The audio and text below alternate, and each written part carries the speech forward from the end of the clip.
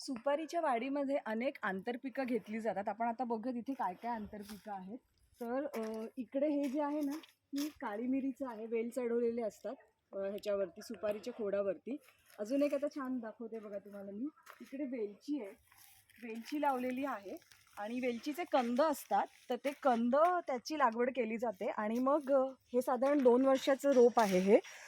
गेल्या वर्षी आम्ही पहिलं पीक त्याचं मिळालेलं होतं आणि हे कंद रोवल्यानंतर हे साधारण आता हे हे 5 फूट उंचीचं झालेलं आहे.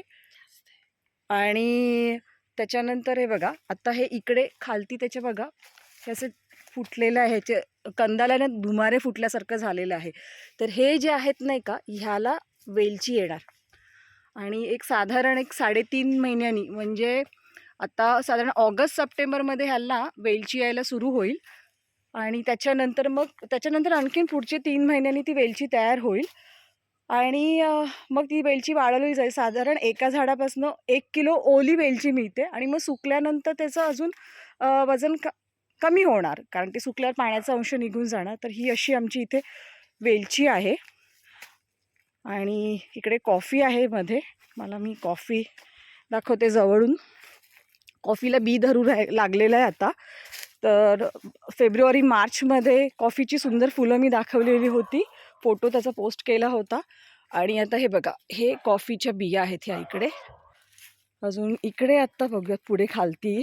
इथे बघा, इथे रांबुटान आहे, हे हिरवं जे लिचीसारखं फळ जे आहे, तर ते हे ह्या भागामध्ये, पश्चिम घाटाच्या या भागात इथे रांबुटान खूप सारे असतात. तर हे रांबुटान आता धरू लागलेले आहेत.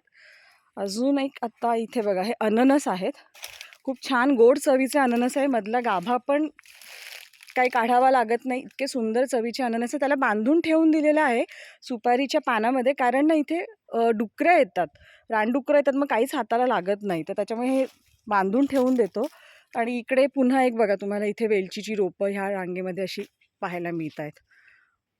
अशी आहे आमची ही वाडी. आणि इथे समोर आमचं बॉईज हॉस्टेल आहे. बॉईज हॉस्टेलमध्ये हा आमचा बसवा दिसतोय आणि गोपी आहे.